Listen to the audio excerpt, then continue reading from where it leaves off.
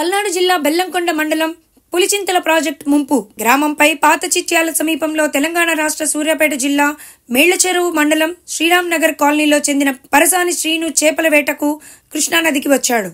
Boat repair వచ్చి నది మధ్యలో ఆగిపోయి చిక్కుకున్నాడు. తెలంగాణలో రాష్ట్ర పోలీస్ శాఖ అధికారుల నుండి పల్నాడు కలెక్టర్ మరియు ఎస్పీ గారికి వచ్చిన సమాచారం మేరకు సత్తెనపల్లి రెవెన్యూ మరియు పోలీస్ శాఖ అధికారుల ఆదేశాలతో బెల్లంకొండ రెవెన్యూ మరియు పోలీస్ శాఖ అధికారులు తన సిబ్బందితో కలిసి స్థానిక గజ ఈతగాళ్ల సహాయంతో రిస్క్ చేసి నదిలో చిక్కుకున్న వ్యక్తిని ఒడ్డుకు తీసుకుని వచ్చారు.